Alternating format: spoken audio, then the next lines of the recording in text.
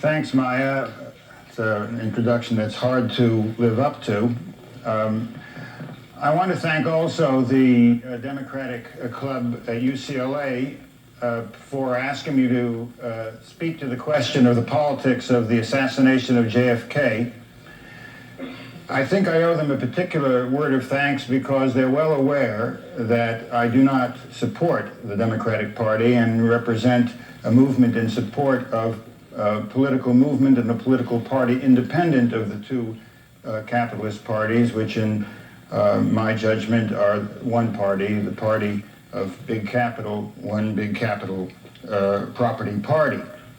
And in the course of discussing the assassination of Kennedy, I want to examine the politics and the significance of that assassination, and not merely to adumbrate the particulars about the plug uglies and the thugs and the specific operation of the assassination, but to attempt with you to illuminate what it really represents, how it flows, what it means in terms of the politics of that 2.2% of the population in this country that own and control, according to the U.S. Department of Commerce, nearly 90% of the national wealth. It's not just that this 2.2% has a command, a hegemony over the economy, 90% of the national wealth. They average 14 corporate directorships per person. We have about 5% of the population of the world within our national frontiers. And this very concentrated oligarchy, our ruling class, commands nearly 2/3 of the planetary resources. By any criterion, that is an empire. And therefore, those who hold office, if not power, function primarily as administrators of the interests of that small group that buys the political process. The former president of Avis and American Express, Robert Townsend, who wrote a book called Up the Organization, calculated a number of people who are actually involved in the decision-making process of control for this ruling class. He estimates it to be no more than 5,000.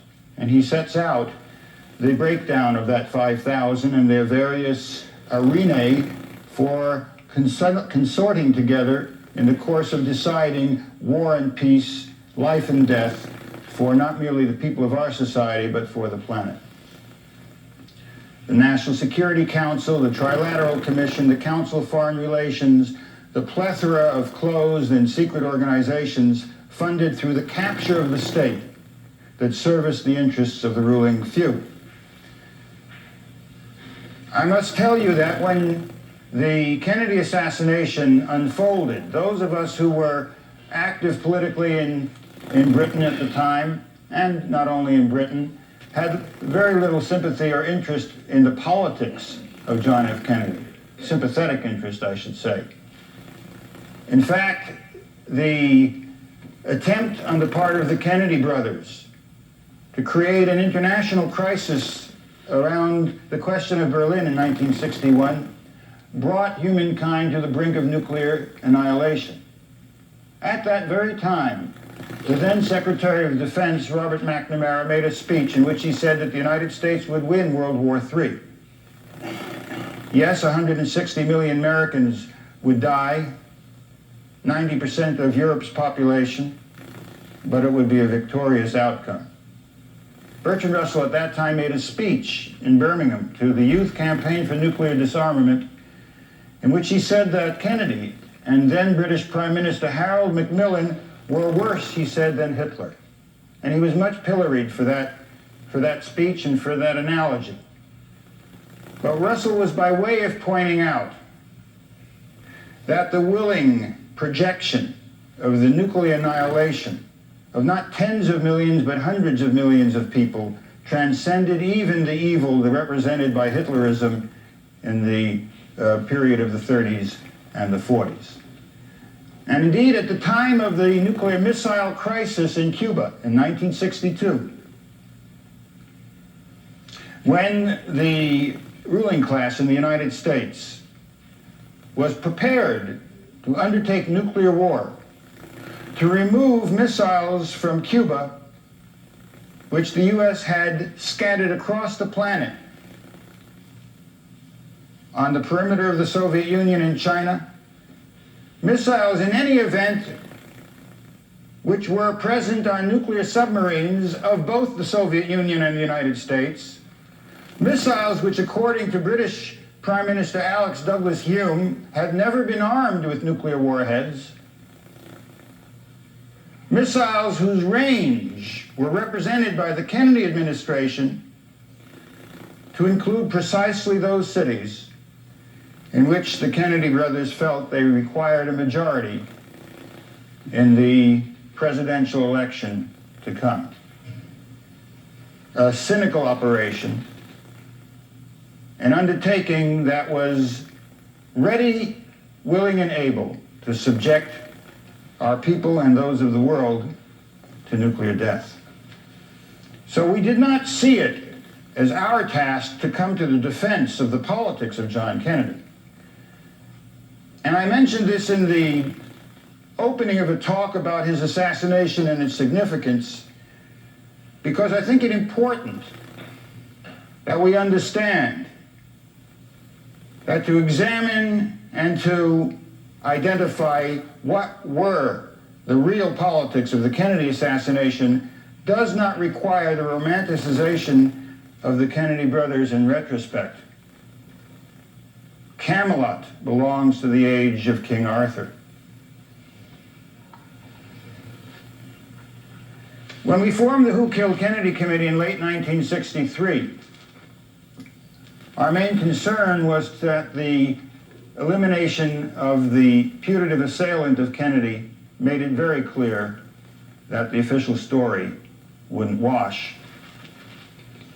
And as Maya indicated, not long after the formation of the Who Killed Kennedy Committee, someone in the Office of District Attorney Henry Wade in Dallas liberated 19 files which they sent to us, and those files put the lie to many of the essential elements of the official story.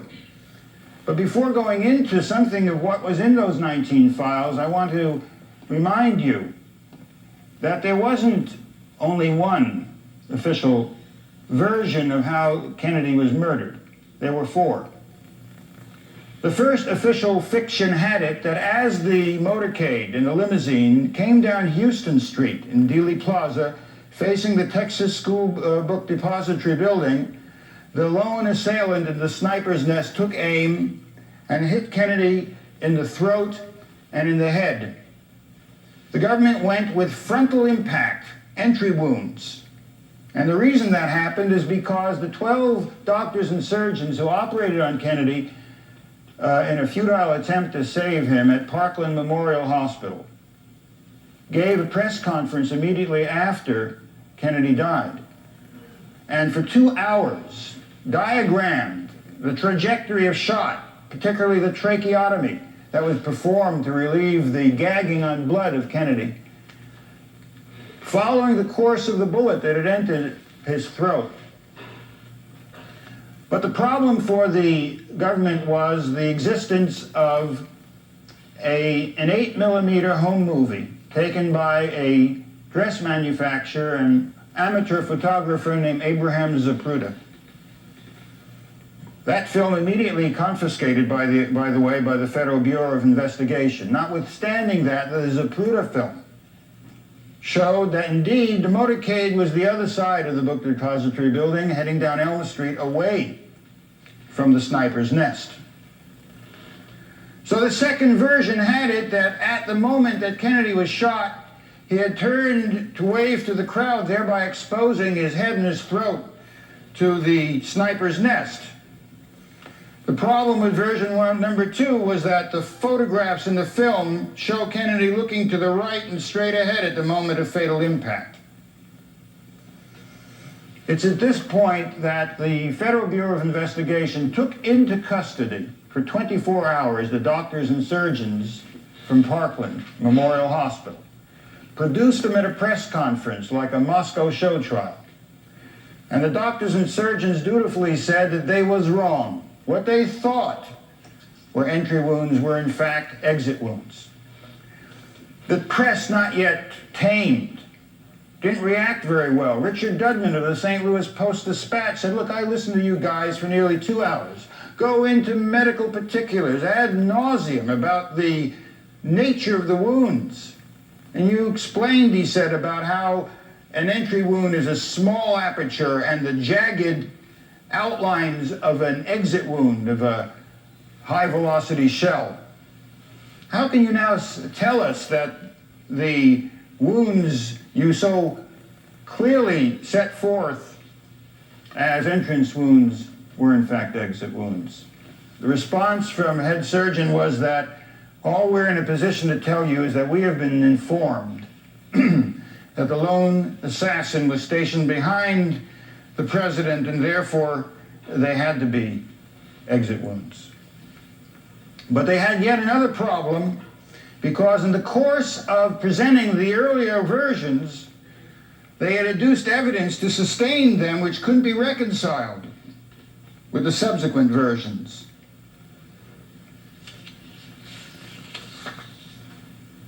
The surgeon and doctor for Kennedy had already documented that there was a hole 6 inches below the nape of the neck, a bullet hole at the 3rd thoracic vertebrae, which was completely inconsistent with the official story, of course, of a bullet entering the back of the neck and exiting the Adam's apple. Notably because the Warren Commission and the government was stuck with the idea that there were only 2 bullets that had done all the damage and only 3 fired. Since Moore, given the chronometer of the Zapruder film, could not be reconciled with a lone assailant.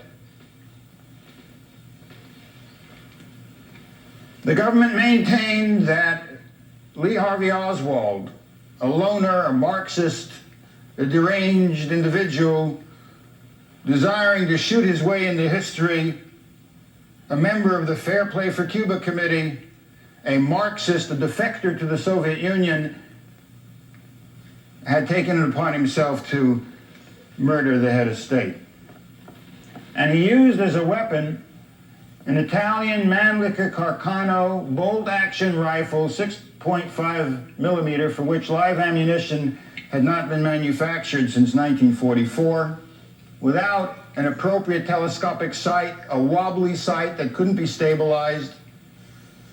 Mark Lane used to say that that's why the Italians lost the war. That weapon was totally unusable for the purposes ascribed to it. The files that we got, in fact, told a different story.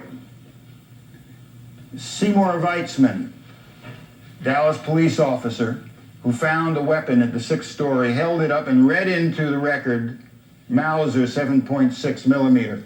Standard issue, by the way, for the sheriff's office in Daltex building, catty corner to the book depository, from indeed which shots had emanated. One of the files showed that a paraffin test had been done on Lee Harvey Oswald immediately after his arrest. A paraffin test detects the presence of microscopic nitrates in the pores of the skin. The presence of nitrates does not necessarily carry with it the implication that a weapon was fired. A firecracker and other chemicals could produce the presence of nitrates, but the absence of nitrates is incompatible with the firing of any weapon, because the firing process entails, as a matter of forensic data, nitrates into the pores of the hand, the cheek, the face. Lee Harvey Oswald had not fired a weapon within a period compatible with the time in which Kennedy was shot. Indeed, Oswald, as many of you may know, was never charged with the murder of John Kennedy. He was never booked for it. He was never charged with it. He was charged with having shot a cop named J.D. Tippit, Oswald was sought because of an all-points bulletin put out by Sheriff Decker at 12:45. J.D. Tippit was shot at 1:16, which is pretty good detective work even in Dallas. Oswald was wanted for the shooting of Tippit 31 minutes before that shooting took place. It's indeed one of the things that affected L. Fletcher Prouty, many of you may be aware of. Fletcher had been a member of the National Security Council, whose desk was liaison between the Pentagon and the White House and the National Security Council for assassination during the Eisenhower administration. And he was assigned to a mission in the South Pole not long before the Kennedy assassination, not as arcane as it may seem, since the government, the National Security Council, was engaged in electronic spying and with apparatus centered in the South Pole. But Prouty recognized the MO, particularly when in New Zealand the newspapers were carrying particulars about Lee Harvey Oswald, his entire history, his entire identity, as being wanted for the assassination. Newspapers which were printed and published within moments of the assassination. Oswald was a patsy. Oswald was set up. All the evidence shows that. He didn't fire a weapon. He wasn't in the 6th story of the book depository building. He was, as he said when he was interviewed briefly on camera, a patsy.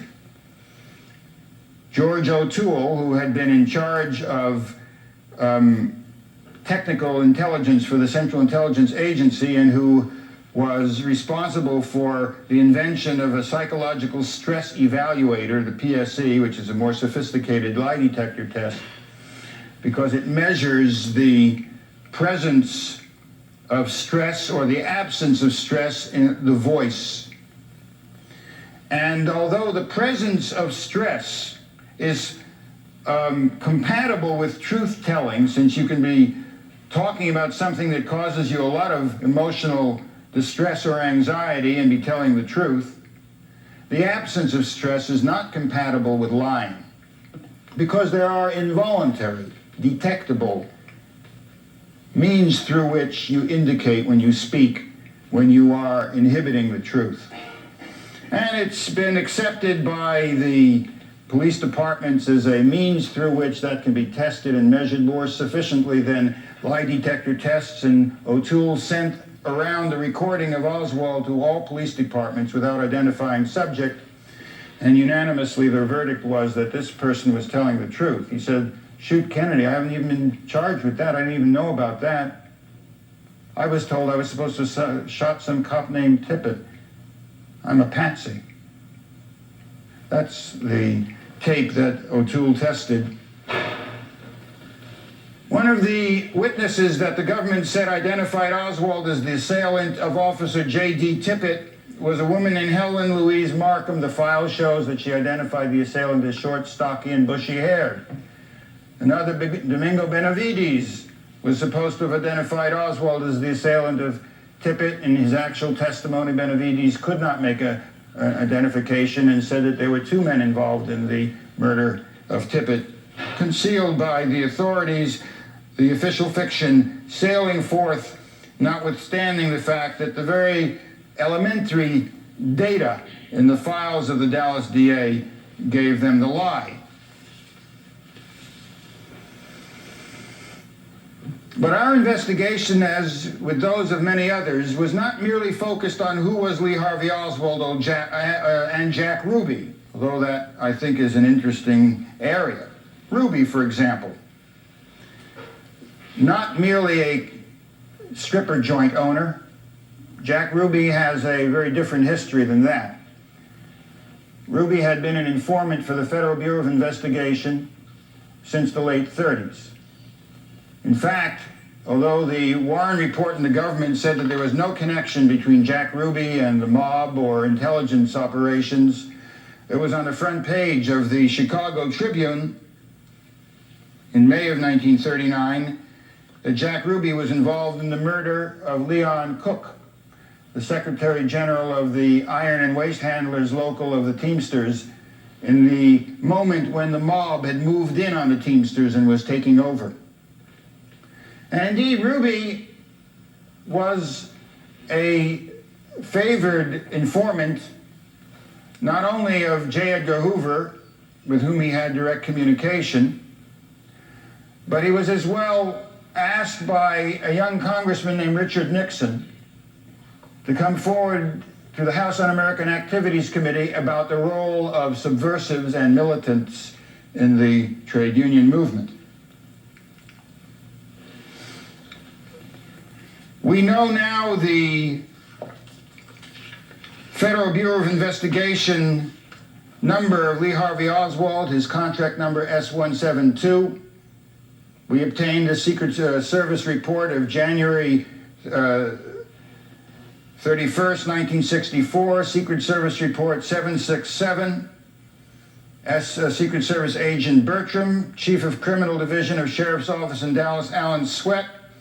Lee Harvey Oswald paid $200 a month, FBI contract number S172. Ruby, too, was an FBI informant. In the case of Oswald, Oswald had been with the Central Intelligence Agency from the age of 17. His contract number was 110669. In fact, there was a meeting between Earl Warren, Leon Jaworski, who was the counsel to the Warren Commission and not only the investigator Richard Nixon at Watergate, Waggoner Carr, the Texas Attorney General of the time, and Henry Wade, the DA in Dallas, on January 24th, 1964, to discuss how to handle the fact that Oswald's Central Intelligence Agency contract number was before them in a memorandum. Oswald had a crypto security clearance. He had been assigned to the Atsugi Air Force Base in Japan as a highly skilled technician in electronics, monitoring U-2 overflights over the Soviet Union and China. Oswald was assigned to Quemoy and Matsu, those islands that had been under challenge from the Kuomintang in Taiwan, and which initiated a crisis of potential war when the People's Republic of China stated that if they were seized by the Kuomintang, that the reprisal would be an attack upon Taiwan itself. Oswald was a Central Intelligence Agency operative in Quemoy and Matsu. He was assigned in '58 to the Celebes Islands during the Central Intelligence Agency's attempted overthrow of Sukarno in Indonesia. With the Muhammad Hatta uprising of that time, Oswald was flown by military aircraft to Helsinki, but weeks before he was to be discharged from the Marine Corps, after he had been given a hardship discharge, he entered the Soviet Union. He showed up at the U.S. Embassy and he declared that he was defecting and was going to turn over highly sensitive classified information to the Soviet authorities involving the access codes to NORAD, North American Radar, and so on. Oswald was in constant contact with two State Department intelligence officials virtually on a weekly basis while he was in the Soviet Union, Richard C. Snyder and Priscilla Johnson, who has been passed off as a journalist even to this day. Priscilla Johnson was presented by Dan Rather and by the networks to assail the Oliver Stone movie, and she was, like Dan Rather, paraded as a journalist. A little moment of digression about the nature of the media here. A young stringer in Dallas at the time of the assassination of John Kennedy for CBS was fellow named Dan Rather, who had been at the triple overpass just about an hour before the assassination occurred. And he filed his stories to CBS. He was in the right spot at the right time. And when the Zapruder film was confiscated by the Federal Bureau of Investigation, this young stringer was singled out as the reporter who would be entrusted with viewing the Zapruder film and reporting orally over radio, CBS radio, to the American people as to what it showed. In subsequent years, when Bob Groden had enhanced certain frames of the Zapruder film, and even before that, when we would show it on college campuses, when we would come to the moment of the headshot, when Kennedy is being driven back at the rate of 100 miles per second, violent impact, his head exploding, the brain and skull being driven backward by the impact of shot with such velocity that it nearly knocked the motorcycle cop off his motorcycle. Jacqueline Kennedy, in a moment of hysteria, clambering over the limousine to try to put his head back together. And you see, as many of you I'm sure have, the Zapruder film at the moment of fatal impact. And Dan Rather is describing this to the American people, and he says, and the president's head and body are thrown violently forward. Well, that's consistent with Life magazine, because they published the frames and reversed the order of the frames to conceal the direction of the shot. When we used to show the Zapruder film, we would marry the soundtrack of Dan Rather's narration to the moment of impact. Forward, bam, forward, bam, forward, bam. The Central Intelligence Agency assets in the media, Rather included, are still at it.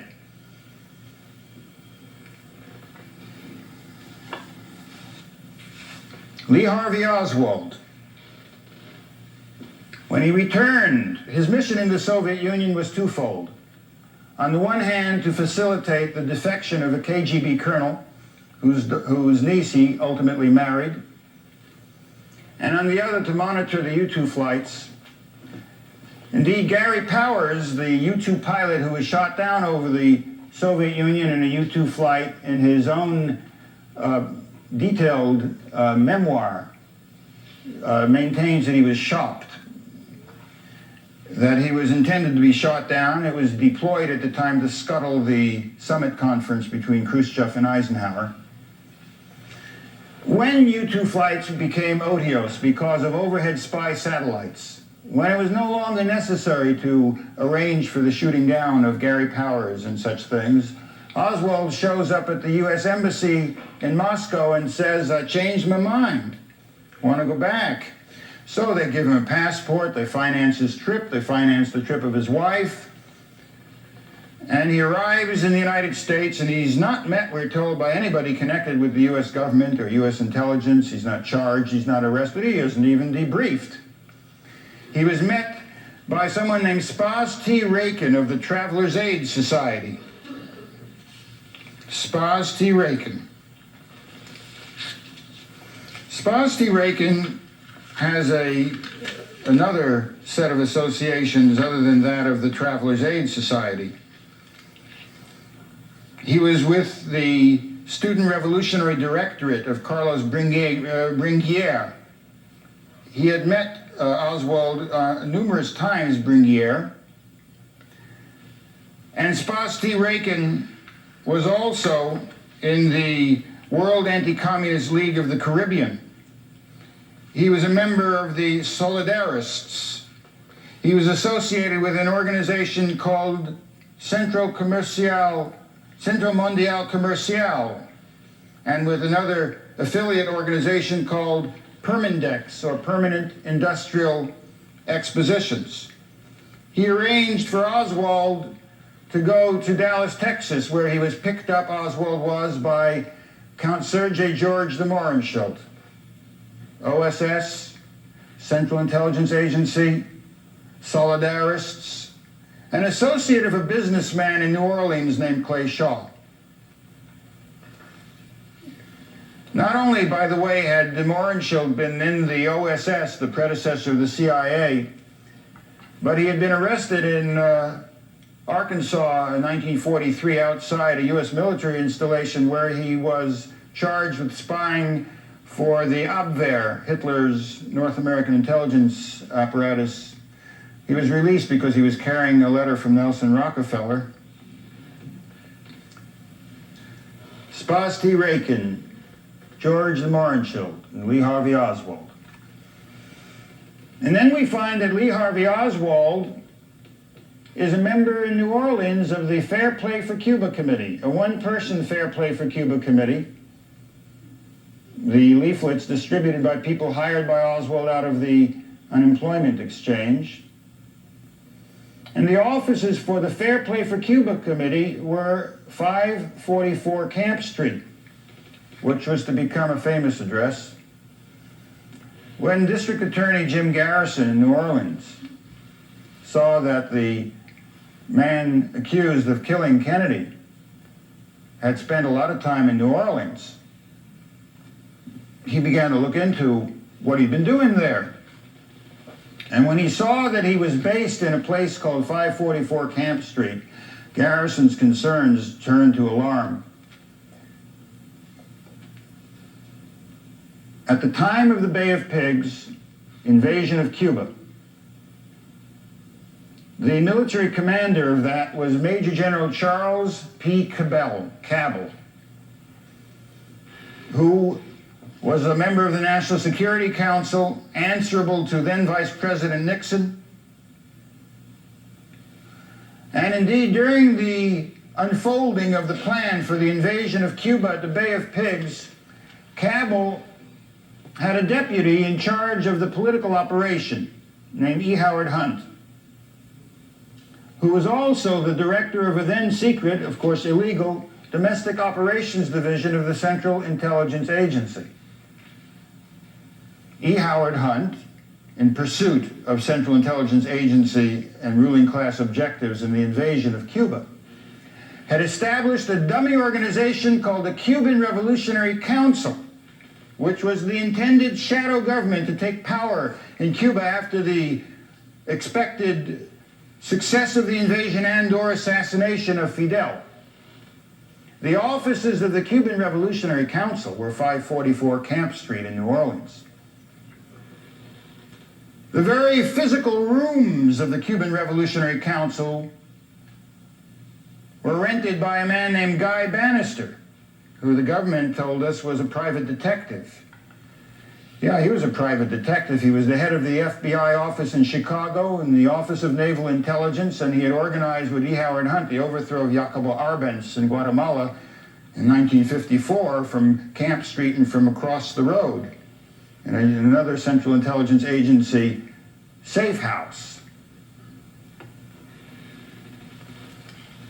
And when Garrison began to dig, he found at 544 Camp Street was the clearinghouse for a series of military forays into Cuba, and that the people involved in the constant meetings there were an FBI informant and CIA gunrunner named Jack Ruby, Lee Harvey Oswald, and Clay Shaw, and Carlos Bringuier of the World Anti-Communist League and the Student Revolutionary Directorate, Central Intelligence Agency, and a man named Frank Sturgis, who we know as Frank Fiorini at the time. Frank Fiorini, a.k.a. Sturgis, was a very close associate of E. Howard Hunt. Indeed, the name Hank Sturgis is the euphemism used by Hunt in several of his spy novels. It's the basis for the name Sturgis being taken by Fiorini. Sturgis was a Central Intelligence Agency operative and gunrunner, working with E. Howard Hunt, but not only at the time of the Bay of Pigs. At the time of the Cuban Revolution itself, in 58 and 59, when the United States government was supporting its client, Fulgencio Batista, they were hedging their bets. They were running guns to the July 26 movement of Fidel Castro. And one of the most successful of these gun runners was a man named Frank Sturgis. So successful was he that at the triumph of the revolution, Fidel made Frank Sturgis the head of Air Force intelligence and put him in charge of gaming and gambling in Havana. Sturgis promptly put in charge of 3 clubs another CIA bagman and gun runner named Jack Ruby, along with Louis McWillie of Santos Traficante and the Jake and Maya Lansky sector of the mob. So it's when the Cuban Revolution moves left, when Fidel, in his quest for financial aid from the U.S. and for an increase in the sugar quota, was turned down, and the mob was kicked out, and U.S. holdings were nationalized, that Sturgis and McWillie and Ruby come out, and they form Alpha 66 with E. Howard Hunt, and the Student Revolutionary Directorate with Carlos Bringuier, and they enter into Cuban Revolutionary Council of E. Howard Hunt, and they center in 544 Camp Street in New Orleans.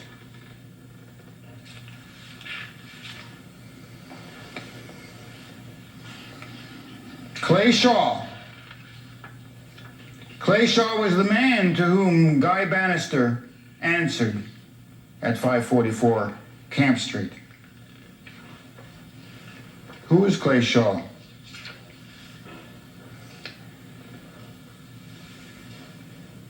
A member of the board of directors of Central Mondial Comercial and of the Permanent Industrial Expositions.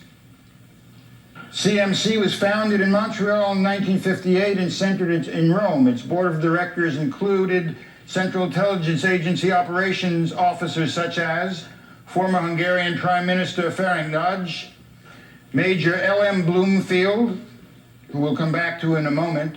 He was a director of Division 5 of the FBI, a confidant of J. Edgar Hoover, and one of the directors of the Defense Industrial Security Command. Clay Shaw was a former officer of the OSS who had been assigned to the headquarters of Winston Churchill during World War II.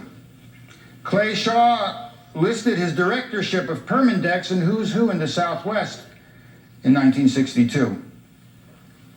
Other directors of the Central Mondial Comercial and Permindex included Giuseppe Spaffadoro, who had been a member of Mussolini's cabinet and was a relation by marriage to Jarmal Schach, the Minister of Finance of Adolf Hitler.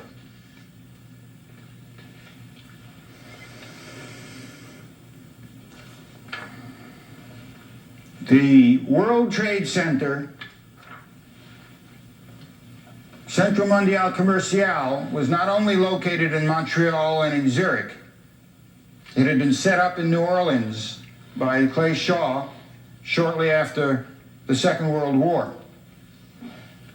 It was a conduit for funding military operations, such as the attempted assassination of Charles de Gaulle. It was in league with Jacques Soustelle of the Secret Army in Algeria. Indeed, Guy Bannister's attorney hand-carried $200,000 to the account in Credit Suisse of Central Mondial Comercial, which French intelligence services identified as the bagman's money for the attempted murder of Charles de Gaulle. The intelligence services of de Gaulle denounced Central Mondial Comercial and Permindex as Central Intelligence Agency proprietary organizations.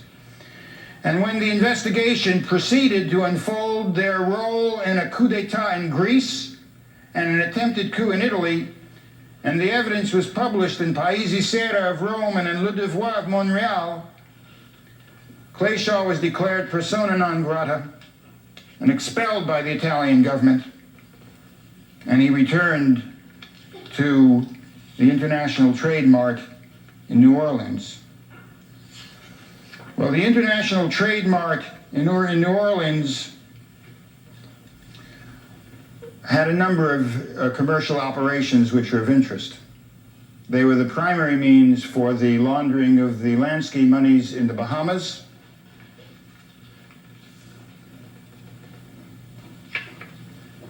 They were connected directly to the Hong Kong World Trade Center, which served as a satellite computer clearinghouse for the international drug cartel, a transnational tracking system for drug trade routes, carriers, inventories, and rates. And it was the point of convergence of the drug empire, of the mafia, and the Central Intelligence Agency. When they were expelled, by the way, from Italy, they set up headquarters in Johannesburg. Well, who then was Major General Charles Cabell in relation to the assassination of Kennedy? Cabell, Hunt, Sturgis, Shaw, Ruby, 544 Camp Street. Major General Charles Cabell and Allen Dulles, the director of the Central Intelligence Agency, had pleaded with the Kennedy brothers for air cover and backup troop support at the time of the Bay of Pigs, which was refused. Refused for two reasons. One, the Kennedy brothers wanted an indigenous insurrection sustained by U.S. covert operations, not direct military engagement in what would have become a protracted war. They didn't want a war on two fronts, in Indochina and in Cuba. When the Kennedy brothers refused air cover and backup troop support, they also fired Cabell and Allen Dulles. The brother of Major General Charles Cabell, Earl Cabell, was the mayor of Dallas, Texas. The father was the mayor and sheriff of Dallas before them. And the granddaddy had been the sheriff of Dallas, Texas. Dallas was Cabell territory.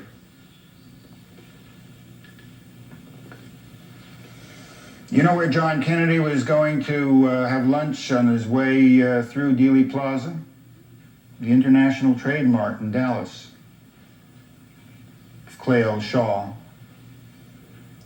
which was determinant in arranging the motorcade route through this obscure plaza. So the basic elements of the execution of John Kennedy are not arcane. To this day, the New York Times publishes editorials attacking Oliver Stone and notably Jim Garrison for having destroyed the reputation with a malicious prosecution of that social benefactor and businessman Clay Shaw. Well, the problem for them is manifold. Victor Marchetti disclosed that the head of clandestine services of the Central Intelligence Agency, Thomas Karamisanes, and the deputy director, Admiral Rufus Taylor, had discussed in his presence the role of Shaw as one of their top operatives and had instructed him to do all he could to help Shaw and to quote-unquote damage Garrison. The Central Intelligence Agency memo dated September 28, 1967, which we have, refers to 30 top-secret reports by Clay Shaw to his director.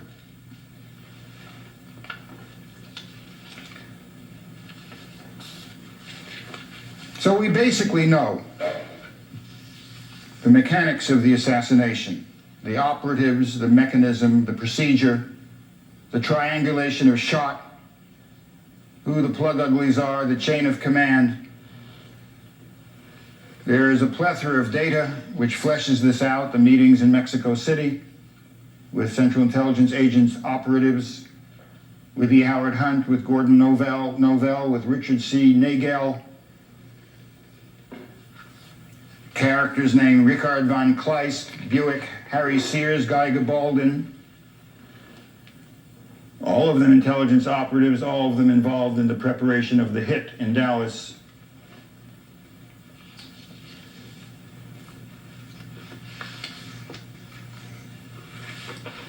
The question that has been posed as to why has been answered by many of those who have been involved in the investigation of the assassination in romantic terms by my lights. Kennedy was going to end the war in Vietnam. Kennedy was going to make an end to the Cold War. Kennedy was going to scatter the Central Intelligence Agency to the winds and break it up into 1,000 pieces. I think that this attempt to find an explanation by way of transforming John Kennedy into the Prince of Peace will not work and will not fly and does not correspond to reality. The Kennedy brothers indeed were obsessed with counter-revolution on the cheap. They were obsessed with James Bond, with Green Berets and Rangers, and with Phoenix programs. Their solution in Laos is a model of that. A cross-class alliance between the Central Intelligence Agency-controlled army of Savannah Phumi, another Central Intelligence Agency client, his brother Savannah Phuma, a so-called neutralist, and the Stalinist Pathet Lao that entered into this cross-class alliance, under the cover of which trade unionists and village leaders and students were butchered across Laos by the progressive death squads of the coalition government. If we look at the rate of unemployment at the height of the Great Depression in the 1930s, and we compare it with the ratio of those employed in what is euphemistically called defense industry, you will see that the ruling class, that capitalist rulers in the United States never exited the Depression in the United States, not even in 37 and 38, where unemployment figures were comparable to what they had been when Roosevelt had been elected in 32. Until they began that Keynesian pump-priming device of military production. And if you look at the percentages of those employed during the 40s in arms production, it corresponds to those that were unemployed during the height of the Depression, even as those who were unemployed at the time of the great military buildup correspond to those who had been in military production in the 30s. The inverse. Capitalism resorted to a growing dependence and addiction on military production as its exit from the cycle. And with the aftermath of World War II, when the United States was in the process of displacing the colonial domain of enemy and ally alike, they found themselves with another type of difficulty, namely, you can't sell manufacture to destroyed economies, and they rebuilt Catholic capitalist Europe with the Marshall Plan to create an infrastructure capable of absorbing U.S. manufacture, and not only a barrier to the spread of revolution, but by recreating inter-imperial rivalry, capitalist economies that could compete, but which at the same time sheltered under the counter-revolutionary shield of American imperialism. The Germans, the Japanese, the Italians, the French, the British had nothing like the ratio of military production or that portion of their GNP devoted to it. They rebuilt their industrial plant. And the deficit financing of the great military buildup was turning into its opposite by the end of the 50s. And Eastern capital, Morgan, Rockefeller, and indeed the Kennedy brothers who serviced them were concerned. The dollar was no longer effectively competing with the mark and the franc and the yen and the pound sterling. They were looking for counter-revolution on the cheap. They were adopting the Gavin Plan, indigenous forces with U.S. special operations.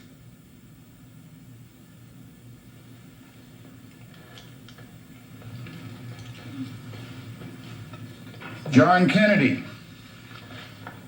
The loss of South Vietnam would make pointless any further discussion about the importance of Southeast Asia to the free world. We would have to face the near certainty that the remainder of Southeast Asia, and in particular Indonesia, to which we attach the greatest importance, would not move to a complete accommodation with communism.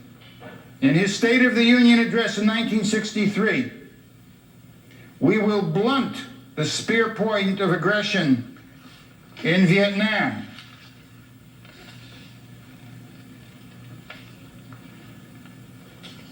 Throughout the 1960s, 1961, 1962, 1963, bear in mind that when John Kennedy came to office, there were 500 military personnel of the United States in Indochina. At the time of his death, there were 25,000, not 16,000, 25,000.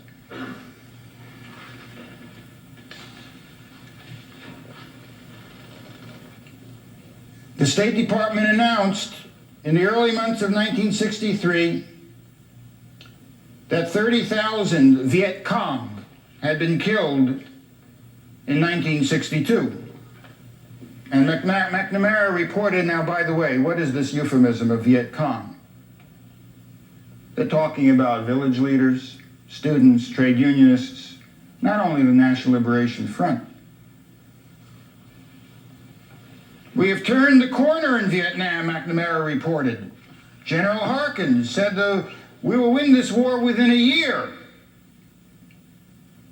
And Dean Rusk, Kennedy's Secretary of State on April 22nd, 1963, spoke of a steady movement towards a constitutional system resting on popular consent, preparing for the assassination of Ngo Dinh Diem and his brother-in-law Nhu at the hands of General Maxwell Taylor and Henry Cabot Lodge. What do you think? Kennedy woke up one day and said, that's interesting.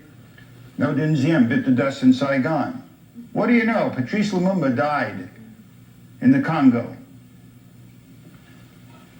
They were running a Murder Incorporated, then as now. July 17th, Washington Press Corps press conference.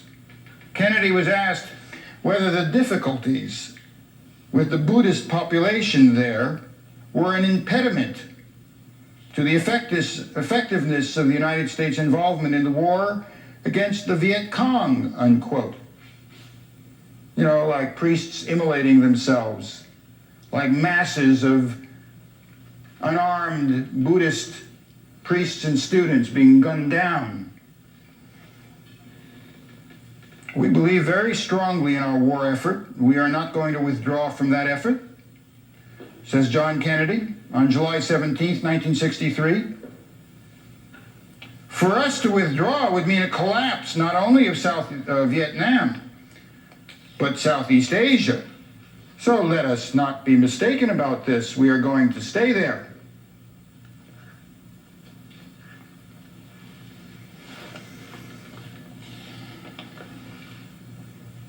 August 24th. The following cable sent to Lodge: the U.S. government cannot tolerate the situation in which power lies in Nhu's hands.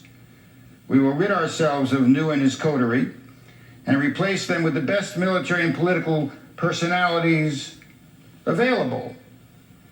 So that wasn't done with a friendly chat over coffee.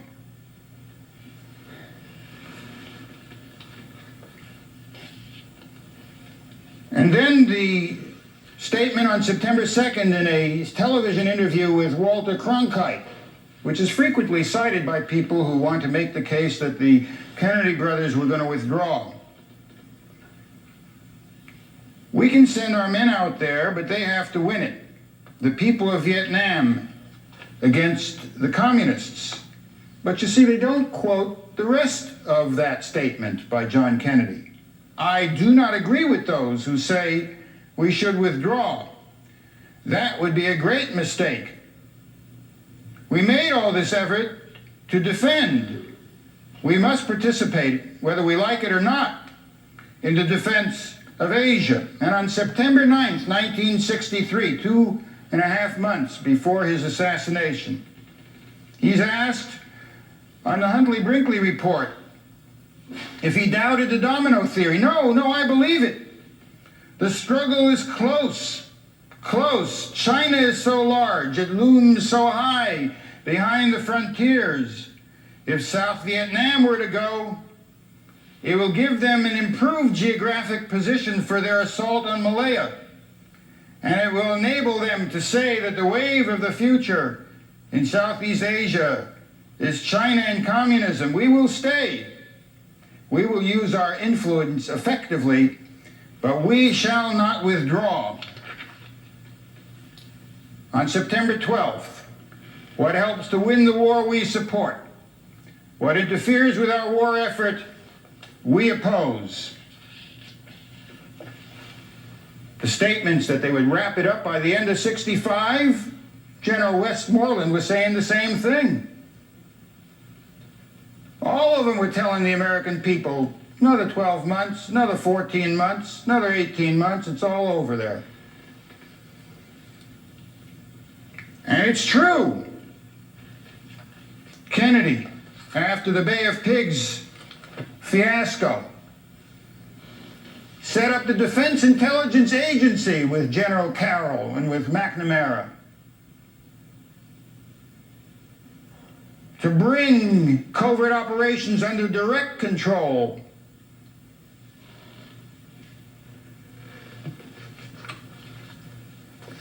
Yet he was assassinated.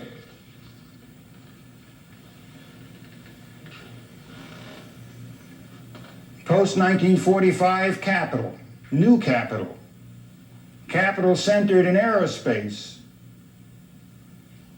capital burgeoning but not adequately represented in the councils of state.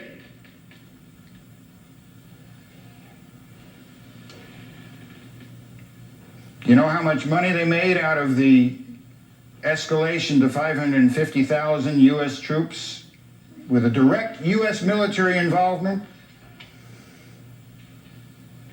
The immediate dollars for the corporations involved were estimated at $800 billion. Like, for example, General Dynamics, whose head of the division of the Convair Corporation, Max Clark, was an associate of George de Mohrenschildt and in Permindex, and shepherded this lone Marxist nut, Lee Harvey Oswald, around and introduced him to the Shah of Iran and Nelson Rockefeller. Rather refined company for the lone misfit.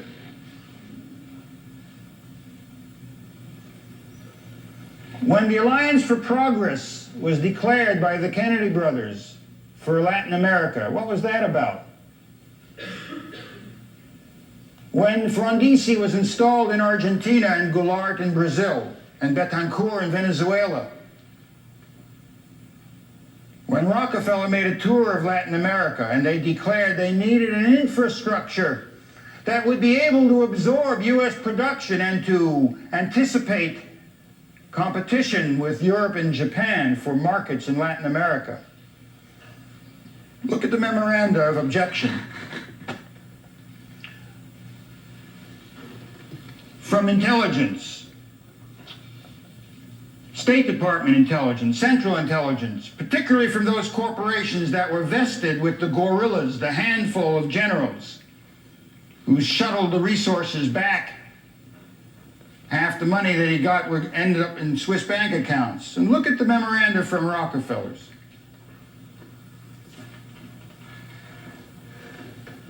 Unless we create a stable infrastructure, there is nothing before us but a formula for revolution. They took seriously Che Guevara when he talked about the need to extend revolution and spread them thin. And their opponents in capital said, you arouse expectations that you cannot fulfill, and you legitimize political parties across that continent of the left, and you'll have your revolution.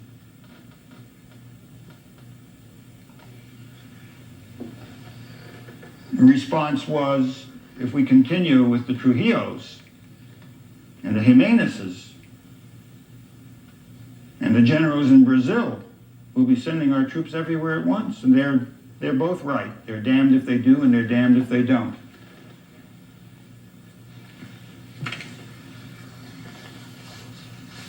The Kennedy execution is about two rival mobs. One of them inadequately represented in the decision-making about where the spoils go and how. They shoot a capo and they say, we're here, now deal. The assassination of John Kennedy is about who killed Caesar. It's not the crucifixion. That is more analogous to the fate of Martin Luther King, who the Kennedy brothers were bugging. It was the instructions of Robert Kennedy to J. Edgar Hoover.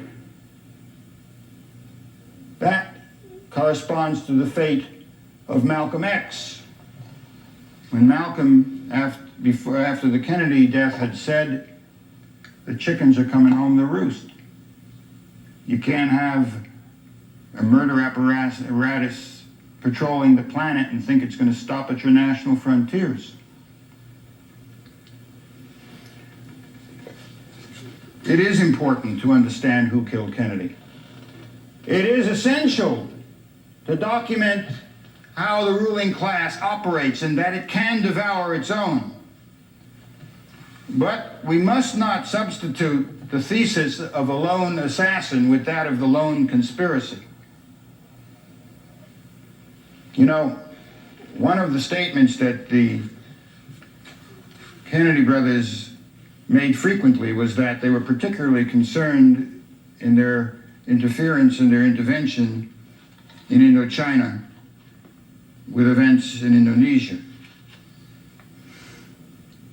Indeed, in 1966, which was a year after the coup d'etat in Jakarta, to which I shall return, the foreign minister, Adam Malik,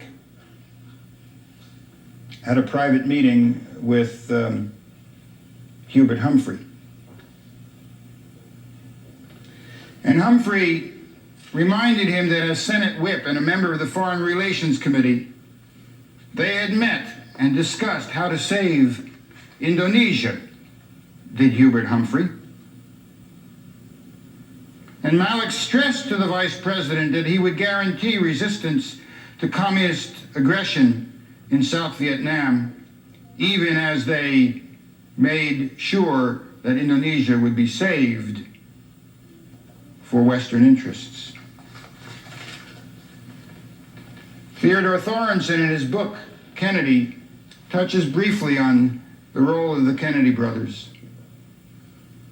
He describes in 1962 how the United States had directed its intelligence agencies to strengthen the position of the Indonesian army in anticipation of the danger of a communist takeover in that country. And Kennedy made available for the purpose Ambassador Ellsworth Bunker, who you would later hear about for his role in support and in promulgation of the pacification program in Vietnam. Here's Arthur Schlesinger. The president, referring to Kennedy, regarded Indonesia, this country of 100 million people so rich in oil, tin, and rubber, as the most significant nation in Asia. He knew that Sukarno was turning to Moscow for military equipment. He was immediately responsive when Robert Comer proposed that the United States take the initiative. Let me tell you about that initiative, because his brother, Robert Kennedy, about 18 months after the death of John, helped establish something called the Council of Generals in Washington, which brought Generals Nasution and Suharto to Washington to prepare what would become the military seizure of power in Jakarta on October 8, 1965. Particularly vivid to me because I was there. We had meetings with Sukarno and Subandrio, the then foreign minister, pleading with them to register the fact that a military coup was in the making. We had meetings with Aidit of the PKI. I'll tell you about that another time. The United States jets of the 7th Fleet were over Jakarta when the generals struck. In the summer preceding, one of the largest U.S. military bases had been constructed on a crash basis in the southernmost island of the Philippines. After the coup in Jakarta, they slaughtered nearly 1 million people in 3 months. They killed more people in Indonesia in 3 months than they did in Indochina in 2 years. Well, that was acceptable. It was done by their army, namely ours, as a surrogate in Indonesia, with U.S. intelligence planning and coordination, punctuated by the role of Robert Kennedy.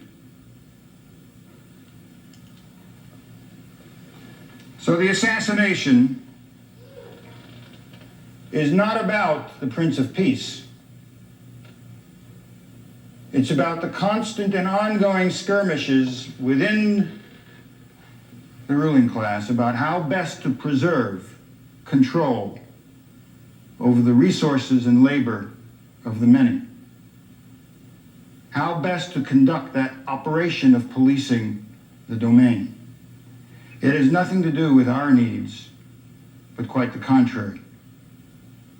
We will never come to terms with the meaning of assassination, official murder in the United States by reinventing either the perpetrators or the ruling class victims of internecine violence as our saviors. Our task is to build that movement,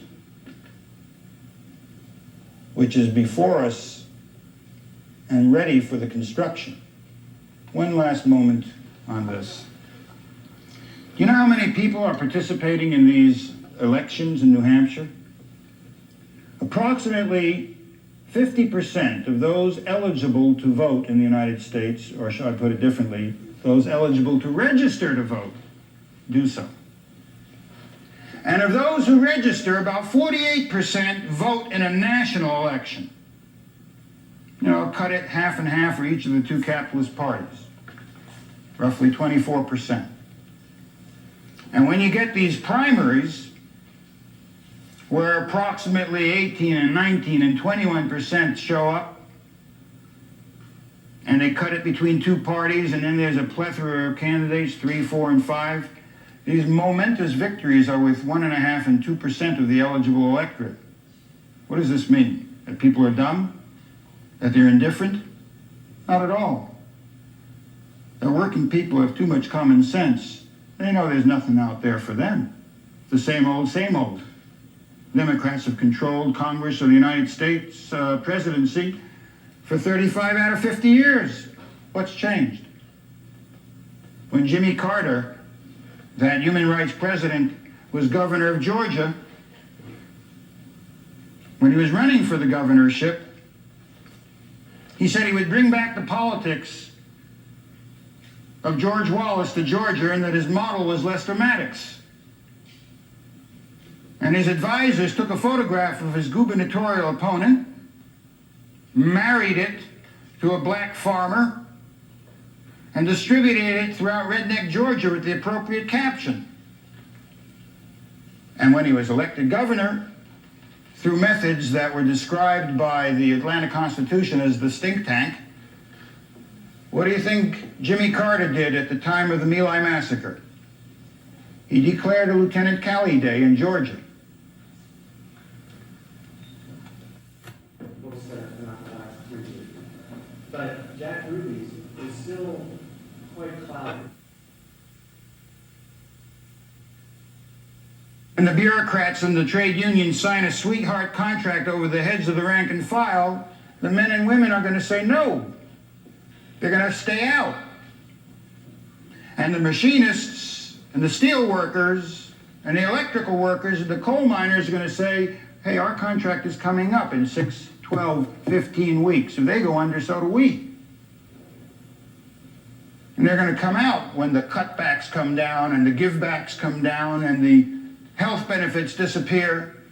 And what's that ruling class going to do? Send out the National Guard? Composed of working class kids who make their livings or who earn some extra money on weekends in the National Guard? They're going to point their weapons at their cousins and their nieces and their nephews and their brothers. That ruling class is a tiny handful of people.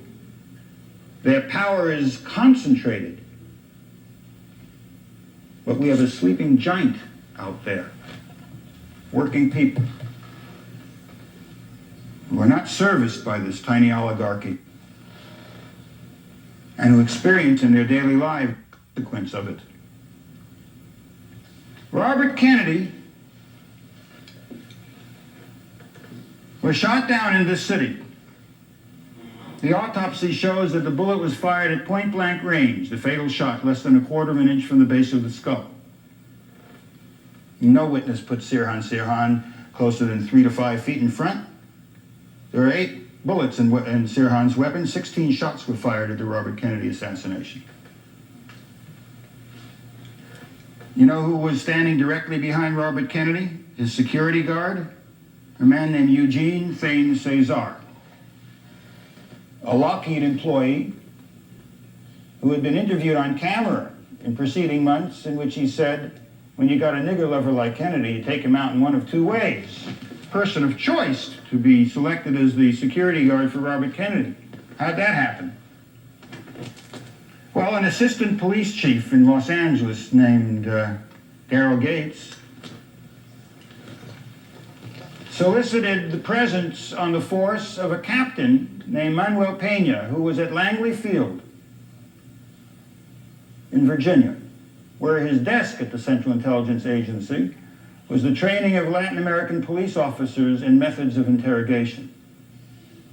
And Pena, joining the Los Angeles police force, selected a security guard for Robert Kennedy, Eugene Thane Cesar, carrying an Iver Johnson .22 caliber pistol. Same weapon that was being fired wildly into the ceiling tiles and surrounding area by Sirhan. Who is the brother of Daryl Gates? The head of the anti-terrorist division of the Los Angeles Police Department for the past 20 years. Stephen Gates. So the white Aryans and the Vikings and the Sheriff's Department and the Police Department continue the slaughter. It's their service on behalf of that same ruling class, from Democratic to Republican president, shooting down the working poor in the ghettos and barrios of this city. The assassination of the Kennedy brothers is an expression of that violence that was described by Malcolm when he said the chickens are coming home to roost.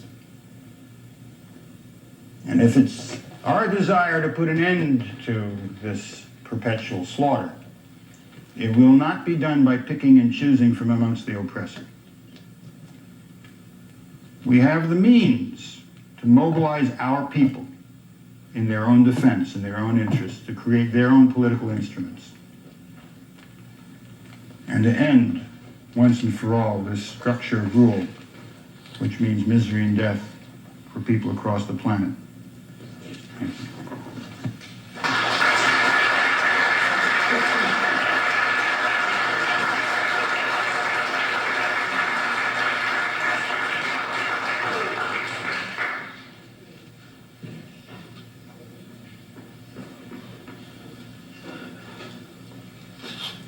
If you have questions, I'll repeat the questions for the mic, and then Ralph Shoenman will answer them. Yes.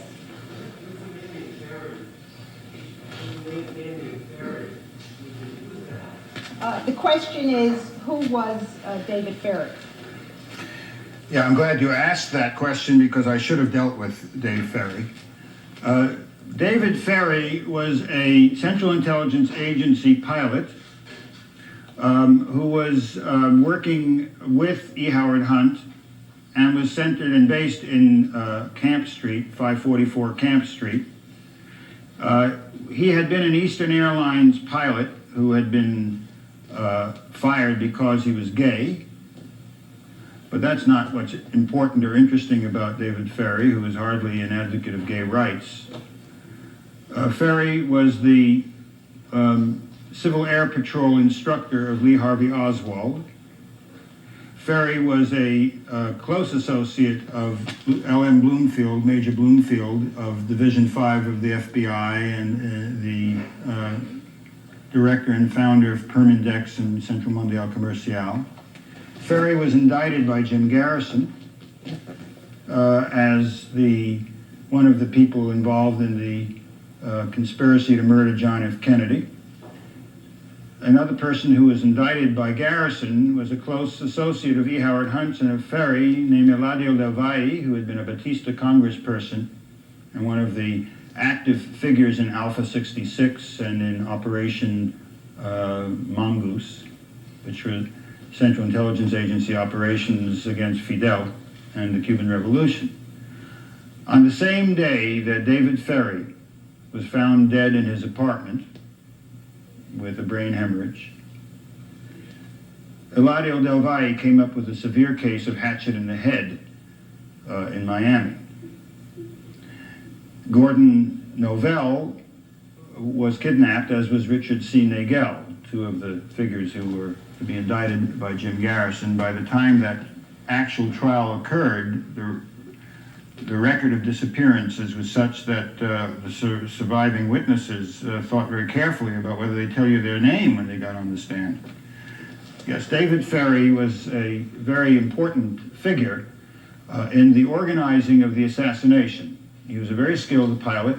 He carried out many sabotage raids in Cuba for the Central Intelligence Agency with people like Hugh Ward, Robert Morrow, and they were operations that centered in 544 Camp Street. The other thing that David Ferry was in charge of doing was running the weapons out of Lake Pontchartrain and Houma, which were military depots that were supplying the CIA anti-Castro military operations in Cuba. So Ferry was a central figure in the operational nexus of the assassination of John Kennedy. He'd flown to Houston immediately after the assassination. He flew out two of the hitmen out of the country and so on. Ferry, as Jim Garrison has described in his book Heritage of Stone, and as Oliver Stone depicts in his movie, was a very important figure in these events. How about Bill against Hamilton? Did they play some role, important role, like they're just Are you? in the movies? They're part of the Holocaust family. You're thinking of Ruth Paine and Michael Paine. They were the people with whom Oswald was staying in Dallas. That was set up by George de Mohrenschildt. And the Paines were with Bell Helicopter and with the State Department Intelligence and Central Intelligence, and it was they who arranged, by the way, the job for Oswald at the Book Depository building. So yes, they were important in the nexus of, they were also, by the way, very closely connected to this group of white Russians in Dallas, and the solidarists and these various, you can only really call them neo-Nazi groups that were integrated within Central Mundial Comercial and were part of the milieu in which Oswald moved in Dallas when he was there. At this point, I'd also like to recommend again the article by Ralph Shoenman in The Organizer, Who Killed Kennedy and Why, which is a very good synopsis of the assassination and also the politics. I had a couple of things. I've done a lot of research and reading in this area in the last 2 years. One of the things I noticed was the series on A&E was a 5-part series about the men who killed Kennedy. And there were at least 3 people in Dealey Plaza that not photographed, but had motion pictures comparable or complementing as a Bruder film.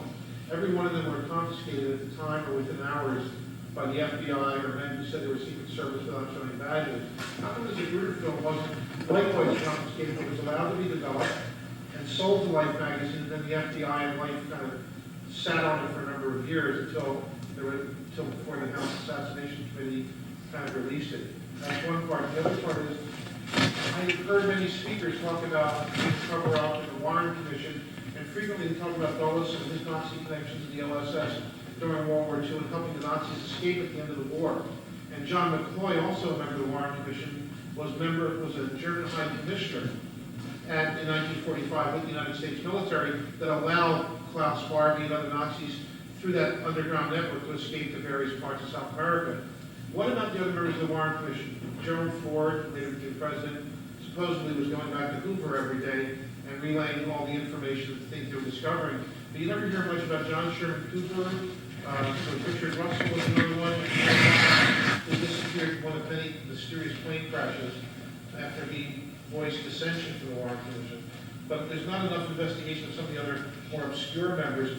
But the overriding thing that I have noticed is that there's Nazi connections wherever you go with this, or World Anti-Communist League, or Bolshevik League of Nations, all these fascist Nazi organizations.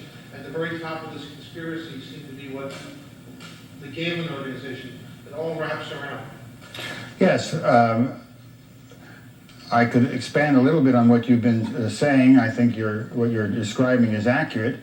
The two films you're thinking of are Orville Nix's and Mary Moorman's films. Is he a soldier, Orville Nix? I don't believe he's a soldier. There was one guy that was standing on the grassy knoll. I don't recall if he was a soldier or not, but Orville Nix's film is important because it's taken from the opposite side of the square to that of Zapruder, and the Nix film picks up one of the frontal assailants. You see by the stockade fence there's an area where there are cars parked, and one man is literally leaning on the hood of a car taking aim. The Zapruder film, by the way, when you blow up, enhance some of the frames, one of the frames picks up a frontal assassin. When I gave a talk in Culver City, I had equipment and I was showing slides of this particular frame, and you can see the figure in the very heavy bushes since cut down. You see his silhouette, you see his head, you see the stock of the rifle, and you see the barrel as the motorcade is crossing his path. As to the reasons why they didn't totally deep six the Zapruder film, because there was so much public attention focused on the fact that this man has taken so many of the still shots. You know, the photograph shows Zapruder with his home movie. And they couldn't very well pretend it hadn't happened. And they figured, by the way, there's evidence that the Zapruder film, when it was in the custody of the FBI, that the earlier frames are altered, because there's indication that there were even more shots than we can establish from what we see of the Zapruder film. Would that affect the length, the timing of each part of the assassination? In other words, if they say it's 5.6 seconds that Oswald supposedly had to shoot the assassin, but if they cut out 1.2 seconds, then it would lengthen that time frame. Is that true? It wouldn't, yes, but not in relation to Oswald, because the question. The assassin, not Oswald. Because Oswald's ability, I mean, look, there's a huge oak tree, a Texas oak, which, by the way, is not deciduous, so that it keeps its leaves all the time. And that absolutely obstructed any vision or view of the motorcade from the sixth story of the depository building until a particular moment when it emerges, the limousine, from behind the shroud of that tree. So what you suggest is correct. The 5.6 seconds, which the established Zapruder film will allow Oswald, would be lengthened, but not for the benefit of Oswald as a potential assailant. The inability of the people engaged in the cover-up to destroy all the evidence is always before us. Look, in the first 18 months, 150 people died who had no relation to each other. They had nothing in common in the way of age or sex or employment or race. The one common denominator is that they had a material relation to the assassination of Kennedy. And they die of karate blows to the neck. They're shot through the head by police. They die of sudden heart failure. I mean, they're dropping like flies. At the time, the Russell Foundation asked Lloyd's of London to do an actuarial table on what is the likelihood. You take a random group of people, you know, pick a bus driving down a street in LA. What's the, 100,000 trillion to one, a computer will explode. I mean, the witnesses, there is a lot of destruction of people as well as evidence. I mean, they burned the autopsy notes of Kennedy. The brain disappeared from the National Archives when it was sought in a suit. Coming back to the other manifold questions about the role of Nazis. There's a book by a man named James Martin called All Honorable Men, which discusses the interrelationship between U.S. corporate capital and its banking system and that of German finance capital, specifically IG Farben and Krupp, and indeed Allen and John Foster Dulles and their law firm were deeply involved with the German cartels. All finance capital is interrelated in that fashion, that is true. The quarrel was not over the existence of corporate capital in Germany or even the resort to fascism as a resolution of the social and political crisis in Germany on the part of the American ruling class. It was competition over this, over international colonial domain and markets. And that's indeed why the Dulles brothers maintained their relations with Farben and Krupp and with generals in the high command throughout the war, were in favor of a negotiated peace. And it's why, of course, Reinhold Gehlen, who was the head of East European intelligence for the Nazis, was taken entirely into the Central Intelligence Agency's East European intelligence apparat, and all of his top operatives were integrated. And the people who were involved in the rocket programs for Hitler were also brought to the United States and integrated. And the figures of capital in Germany continued their relationship with the figures of capital in the United States. I think that you can very easily trace Nazi ideologues throughout all sectors of the structure of capital in the United States, and indeed the ruling class. In the same way you can, in another context, the mob. The mafia takes approximately $50 billion a year from gaming and prostitution. You talk about narcotics, it's more in the realm of $500 billion. That's not a quaint Sicilian cult. It's integrated within finance capital. Every bank in the United States, it's majority ownership of Ford Motor Company. And so that the point I want to make about the role of Nazis, people who were members of the Nazi apparatus and Nazi party, is that their significance for the ruling class is their relation to capital and their ability to function as agents of imperialism. And it doesn't flow from some particular arcane subscription to the ideology of Adolf Hitler per se, although God knows that too is present amongst many of these figures. But it's not, to my way of thinking, it's not instructive for us to go looking for Nazis specifically. German capitalism and its imperial phase is no more bloody, I would venture to say, than U.S. capitalism. Since 1945, 14 million people have died in colonial wars at the hands of U.S. imperialism. They all have blood on their hands, and they are brothers under the skin. Referring to Mark Lane's political denial in his last chapter on George Bush, was he involved with the CIA before '63? Was he involved in the Bay of Pigs? And finally, was he briefed the day after the assassination by FBI personnel? Yes, Mark gets that from an investigative reporter who had published in The Nation. And it's true, George Bush did become head of the CIA in 1976 as some outsider. George Bush, Bush is a crossover figure in capital, like many of them are. He derives from his Eastern banking capital progenitors. His father, Prescott Bush, was a senator in the United States, but he was also an important figure in the OSS, Prescott Bush.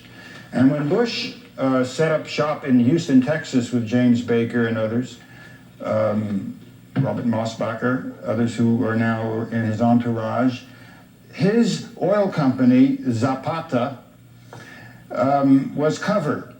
George Bush was traveling all over, coordinating anti-Castro operations for the Central Intelligence Agency, and like George de Mohrenschildt, who was also an oil man, his travels proceeded under the cover of business, but he was performing a proprietorial role for the Central Intelligence Agency. He was so important in organizing, for example, the Bay of Pigs operation, that two of the patrol boats used in the assault upon the Bay of Pigs were called the Barbara and the Zapata. And the assault, indeed, at one point had the code name Operation Zapata. That was a reflection of George Bush's contribution, as it were, to the Central Intelligence Agency work in mobilizing the gusanos and the various factions of the counter-revolution against the Cuban Revolution. He is a figure who has spent his life in intelligence operations, amongst other things. The CIA was originally set up, you know, as something of an elite institution. The people who, those who people the CIA in 47 and 48 are from Yale and from Princeton. You know, it was part of the, as was the OSS before it. Bush fit right in with William Buckley and others in that role. Is there independent confirmation assassination articles? Is there anything else that's come out that corroborates? There has been writing about the Bush role in covert action of Lew Wolf, and there have been other articles in various left publications, I think in Third Decade and in The Realist, which supplement the Nation investigative reporting on George Bush. But you know, every time you touch one of these are, Townsend describes presidents, in the view of the ruling class, as their private towel boy. These are personae who do public relations for those who make decisions. And sometimes they come from the class itself, but they're front people. Actually, for the most part, the real decision makers don't dirty their hands with having to run for office and all that sort of thing. So, wherever you touch one of these political figures, if we went into George McGovern and Walter Mondale, for God's sake, Kampfelman, who was the chief security advisor for Walter Mondale, comes out of this whole Henry Crown, mafia, Nazi, far-right, World Anti-Communist Leagues, Permindex nexus. They all draw on this enforcement apparatus. It's theirs. And sometimes it gets hijacked by one sector of the class against the other. They settle their scores mafia style, because that's what they are. Yes?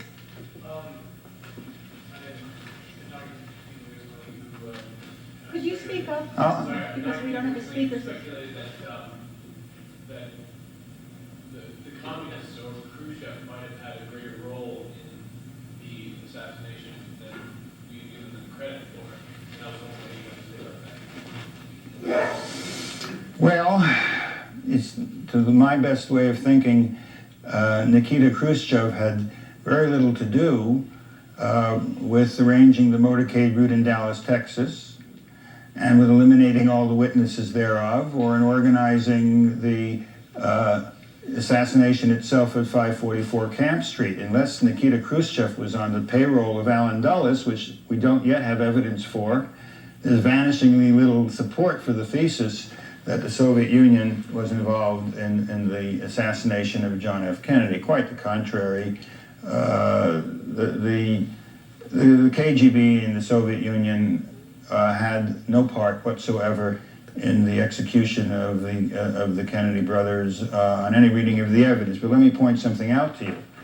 Part of the assassination plot, if you like, was to ascribe the assassination to a Marxist who had been a defector in the Soviet Union and who was a supporter of the Cuban Revolution and a member of the Fair Play for Cuba Committee. They even faked a picture of Lee Harvey Oswald holding up a rifle in one hand and a copy of The Militant of the Socialist Workers' Party and the Daily Worker of the Communist Party in the other. Only problem with that particular photo is that the shadow from the nose runs in one direction and from the body in the other. So unless the laws of physics were reversed on that particular day, I think we have reasonable basis for saying that picture was fake. They superimposed Oswald's head on another person's body, and indeed, every photo analyst has pretty much established that as a fake photograph. So part of the plot was to ascribe the assassination to an agent of Cuba, or Cuba's leader, Fidel Castro. They tried to get an Oswald look-alike to go to the Cuban and Soviet embassies in Mexico City to get a visa to go to Havana shortly before the assassination. And the intent was to say that an agent of Fidel Castro had killed Kennedy, and then in an orgy of Remember the Maine-like hysteria, to bring the U.S. Into a massive invasion of Cuba. And indeed, many of the people on what passes for the left in the United States, specifically the Communist Party and its sympathizers, were very bitterly opposed to any of us who were raising questions about the role of the U.S. government in the Kennedy killing. People like Leonard Boudin and people like I.F. Stone. Stone in I.F. Stone's Weekly savagely attacked Bertrand Russell and incidentally myself for this conspiracy mongering, and he said that Russell couldn't possibly have read the Warren report before he issued his comments on it. Well, like hell he couldn't, because it was Mark Lane flew it, sent it on an airplane over to London. We picked it up, went through it. We had already been writing on the subject, but that aside, the point is this. The reason why people like Al Weirin of the ACLU and I.F. Stone and Navasky and people in the Nation resisted the realities about the assassination, because they said Earl Warren has saved us from a witch hunt. Earl Warren, our civil liberties Chief Justice, has shut down the door on this notion of a conspiracy. You see, he was a lone nut. And as Marx said in a debate with Weirin, the only sacrifice here is, apart from Oswald, the truth. And if you're in the game of covering for the ruling class and the murder of one of their own, you do no service to those who support civil liberties in the United States. What about the rights of the accused in this particular matter?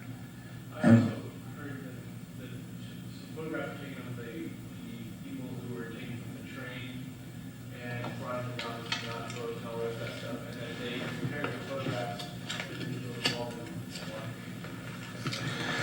Well, that was part of what Greg and I took to the Rockefeller Commission, the tramp photographs, which are very famous photographs for many of the the critics of the assailants. 3 people disguised as tramps were arrested in one of the railroad boxcars at the railroad triple overpass, and as they were arrested, their photographs were taken, and one is a dead ringer for E. Howard Hunt, and the other for Frank Sturgis. And the third, and there is some dispute, by the way, I should tell you, amongst critics themselves as to whether one of these so-called tramps, and they have new shoes, and it's obvious that fresh haircuts, they're not tramps. And they were arrested, and they were not interrogated, and they were released without record. But and some have argued that if Fred Lee Chrisman, a Minuteman, was the E. Howard Hunt tramp, and others, Eugene Brading, who was a hitman of the mob, and the CIA was the Frank Sturgis tramp. I happen to be of the view, as we argued at the time before the Rockefeller Commission, that this indeed is the Hunt, and these are Hunt and Sturgis.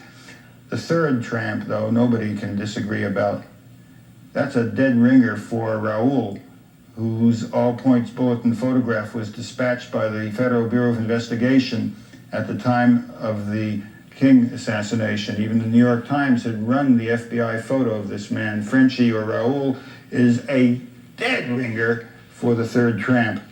And it's interesting that in the aftermath of Oliver Stone's movie, after, 29 years, the government suddenly said, oh, we found the notes about the tramps. They were Abercrombie Mafufnik and so-and-so and so-and-so, and they were just tramps and they were released.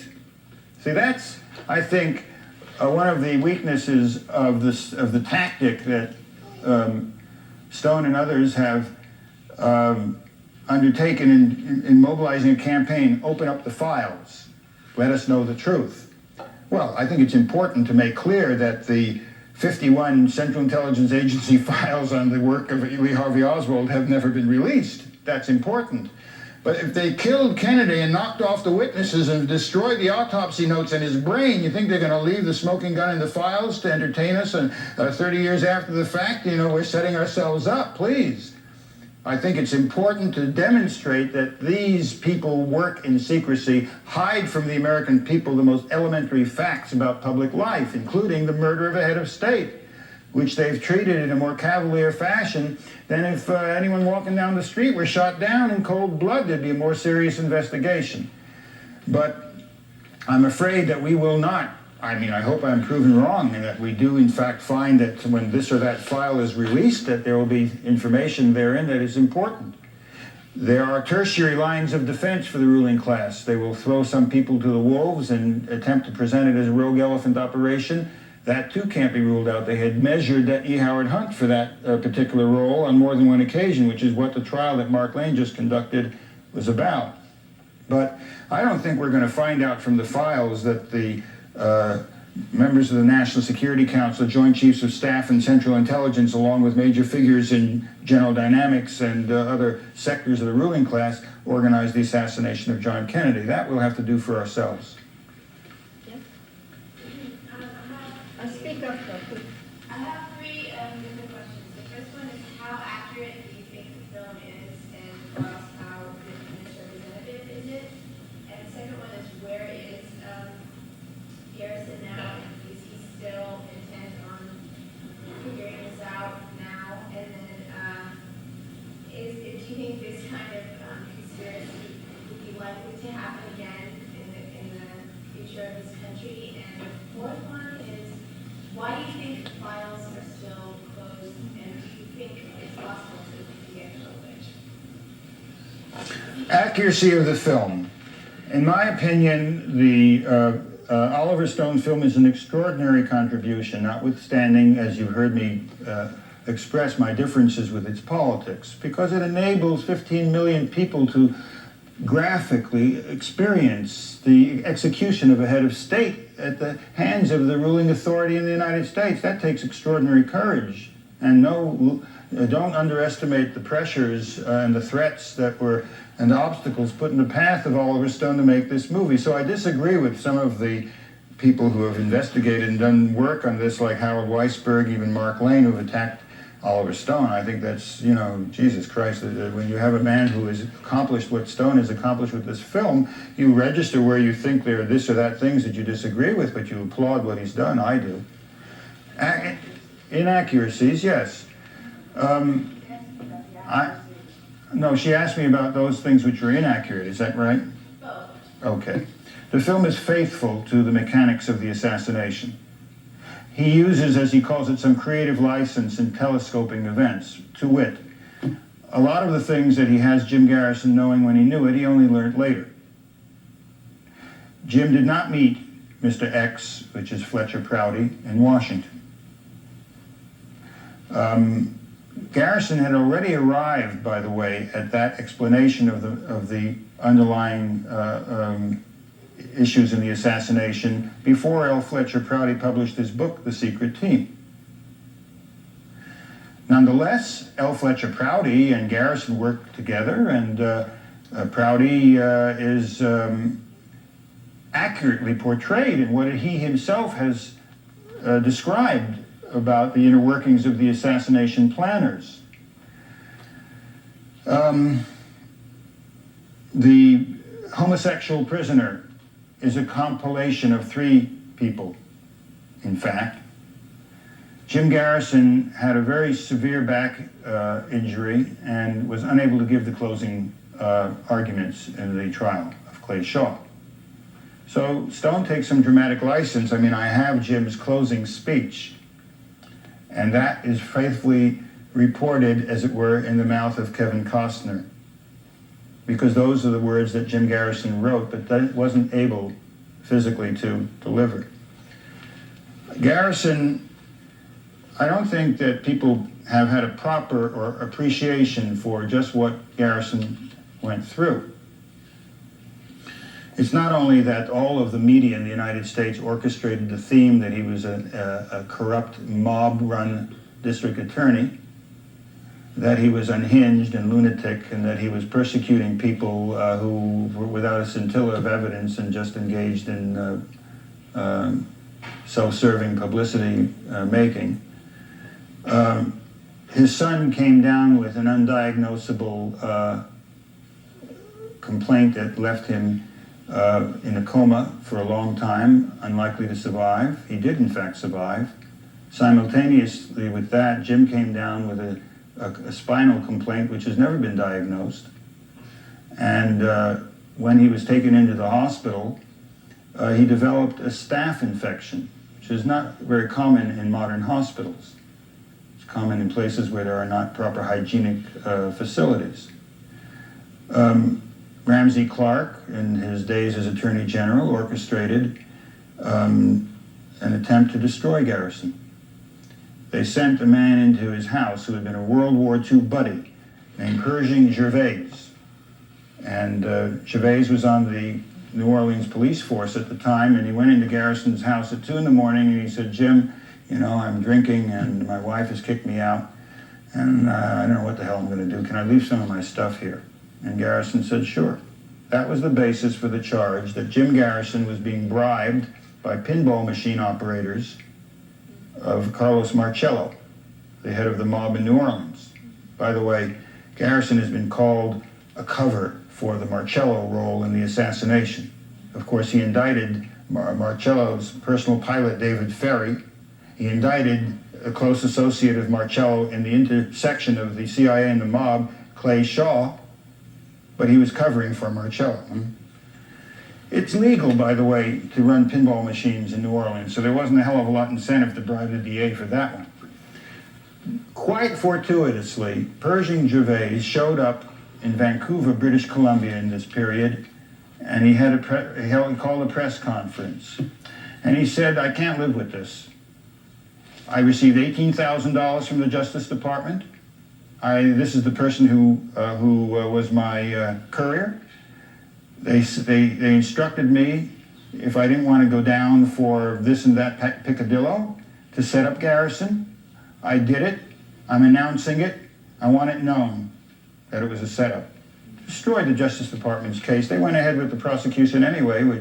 Garrison was acquitted within moments. To this day, Anthony Lewis in the New York Times will write that Jim Garrison was taking bribes in New Orleans. He did it in a column a few weeks ago in the New York Times. Where's the response published in the New York Times? Jim Garrison became a judge. He was elected a judge in New Orleans. He recently retired. He's very ill.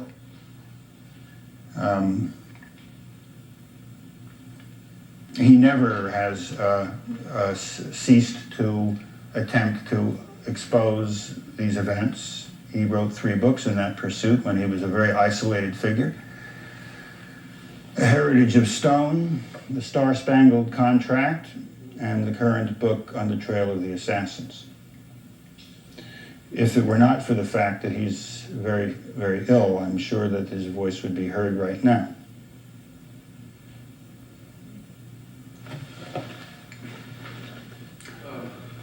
This is sort of a change of topic in the sense of one of the things I noticed last year during the Gulf War was the incredible, what I thought was astounding manipulation of public perception, which I think is far more advanced than back in '63, although at that time they were using similar ways of controlling perception about the assassination. What I'm concerned with is that people in this country, educated or uneducated, do not have access outside of the major media, which is definitely controlled by the powers that do want to manipulate the public perception, not only in the Gulf War, but in the JFK assassination, and, because the film JFK has come out. And so this, to me, is the most frustrating element because, for example, I have a document that was released in September of '76 that has to do with the CIA. The CIA dispatched 2 assets in the media to giving them advice on how to counter critics of the Warren Commission at the time. This was in '67, around the same time Garrison was doing his investigation. And it's very specific. It's unbelievable to read this actually, to see how bold it is. And my feeling now, if there's so many people that are assets in the media, and the media is so co-opted, how the hell are people ever going to get concerned enough about the issues that you raised earlier, politically speaking, in terms of what you presented? It's just a statement. I really don't have a question. Well, let me try to address it, John. Of course, Harrison Salisbury once wrote a piece in Penthouse called "The Gentlemen Killers of the CIA."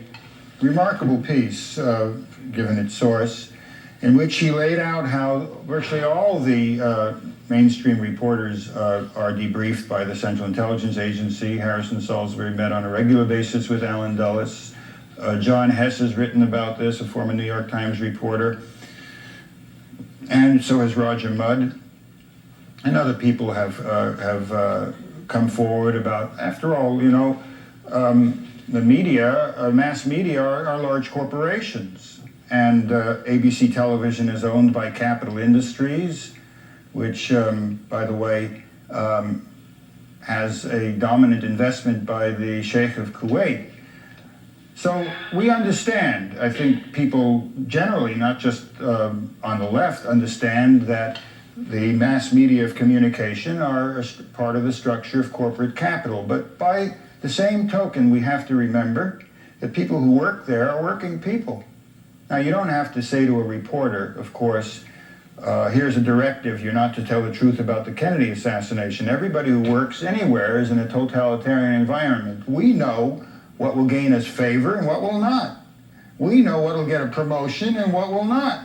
You know what's going to please the features editor or the news desk editor and what will not. Reporters are very well attuned to what it requires to stick around. Notwithstanding that, I remember at the time of the war in Vietnam, an organization called Clergy and Laymen Concerned published a book called In the Name of America, which consisted of those dispatches from the field that never got past the news desk into a newspaper. And by the same token, during the Gulf War, newspaper after newspaper carried accounts, for example, by Mark Feynman in the Los Angeles Times, of the devastation in which there were estimates of 300,000 civilian dead in Iraq. Even Leslie Gelb ran a piece in the New York Times informing us that the Sheikh of Kuwait had $2.8 trillion in U.S. and European banks. Douglas Bando of the Cato Foundation, who's a former Reagan functionary, wrote a very informative article explaining that there's no shortage of oil, never has been. There are trillions of barrels of reserves in the United States and the Soviet Union alone. Got nothing to do with a shortage. We cap 60% of the wells here to keep the price up. So what I'm getting at is this. The established media constantly publish information, the significance of which they don't themselves think of at the time. It's part of a morass of information that's thrown out there. If any of us read the established press intelligently, that is to say with focus, it's there. It's an old juridical principle called evidence against interest, too. Why do we cite the New York Times or the Wall Street Journal or Business Week in one instance and then denounce their covers up at another? Because if I tell you that I got some apples for sale and they're wonderful apples, you should buy them, you know that I'm interested in the outcome. But if I say, don't buy mine today, because the rainfall wasn't good and they're not very nice, you're more likely to believe me. In the same way, when the bourgeois press establishes or publishes or contains data that is evidence against interest, particularly when it's well documented, that helps, it entitles us to use that data on that old juridical premise. If you can cite an established source for some damning bit of information, which we're always trying to do, that's important. We shouldn't assume that there's nothing out there that you can find to understand. They're unself-conscious on the one hand, and it's not as monolithic as I think you're suggesting. I'd also like to interject that the Brewing Democratic Club sponsored this event, and so this is a forum for getting information out. KPFK is here taping the event. People can listen to KPFK radio, and it's very important that we have our own press, which is why we started the Organizer newspaper, and we hope you all subscribe so you can continue to read Ralph Shoenman and you continue to come to different forums. Yes. Oh, first this man, I'm sorry. On this, concerning what is the rule in the motivations of the fact that Kennedy had signed a test ban treaty? The problem is the right wing went absolutely bananas when that happened. The test ban treaty also referred in preamble to general disarmament, general complete disarmament, which your man Russell helped me started through the football sequence, which Rostow and others on Kennedy's staff contributed to. In other words, explain to me, please, why do you not see, or why have you not mentioned any dimension of the technocratic ruling elite fearing for a general shutdown of what later became Star Wars and all that stuff, the profits therefore and its ability to first strike the Soviets? Why do you never, in other words, to reiterate, this little speck called Cuba, that got them pissed off. You know, the functionaries, the cabals, and those people, that got them highly angry. But it always seemed to me, the only thing, and that is a speck in the Caribbean, the only thing big enough to globe, and by removing the Navy, general disarmament, removing the Pentagon, why do you not see that the way I do is, you know, really the biggie that was the cause? Well, let me, before I discuss the nuclear test ban treaty, you know, at the same time that these events were taking place, John and Robert Kennedy were talking about the necessity of eliminating the regime in China and the possibility of a preemptive nuclear strike. The people who normalized relations with Mao Zedong were Richard Nixon and Henry Kissinger. See, the ruling class has always colluded with the with bureaucratic regimes and dictatorships where they have a common interest. And pardon me? He did conduct the test ban. Well, I'll come to the test ban in a moment. I'm trying to illuminate the context here of the answer. George Bush and his administration, and James Baker in particular, have been responsible for orchestrating this peace agreement in El Salvador, yes, between the progressive death squads and those sectors of the guerrilla led by Shafiq Handal. And that cross-class collaboration I propose has nothing to do with the interests of the peasants and workers of El Salvador. The military and its death squads will remain intact. It is brought to us by George Bush, even as Jimmy Carter is the figure deployed by the ruling class in both Nicaragua and Haiti to facilitate what? The stabilization of capitalist rule. In the case of Haiti, where there was a series of uninterrupted general strikes in Haiti, where no bourgeois politician could get a hearing, where the whole structure of capitalist rule was in imminent jeopardy, they made an ambassador to Haiti in the person of Alvin Adams, the man who had been in charge of the Strategic Hamlet program in Vietnam.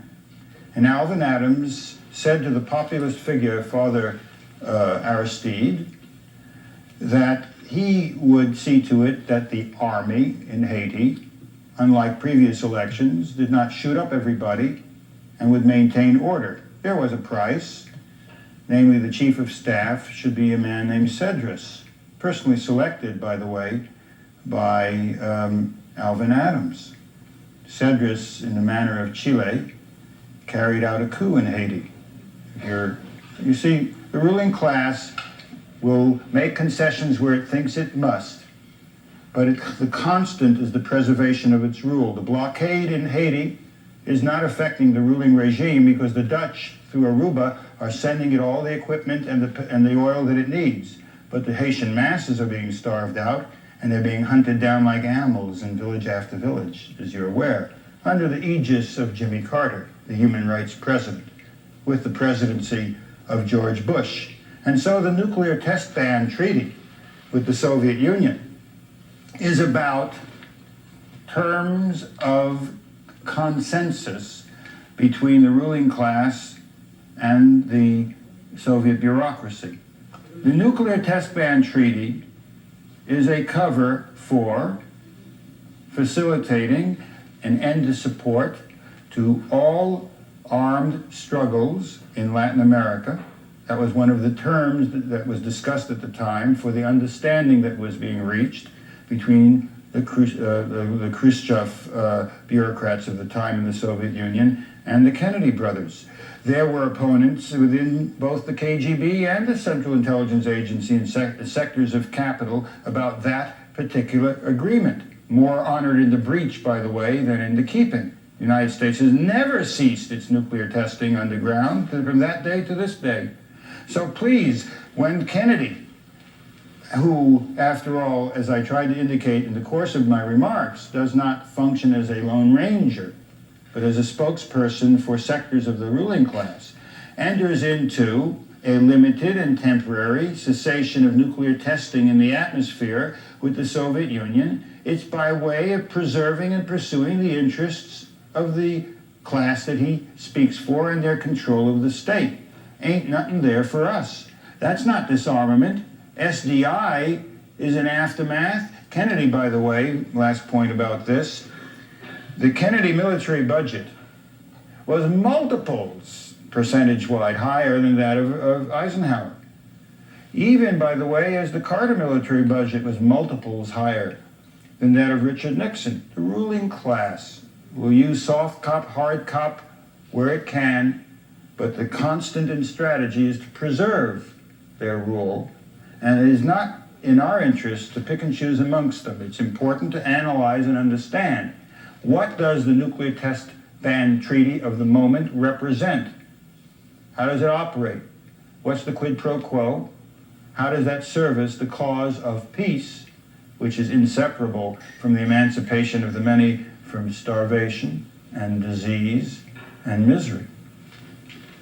The hour is getting late, so I think we should call an evening. If you have further questions, you can come up and ask Ralph Shoenman. We'll still be here for a short while.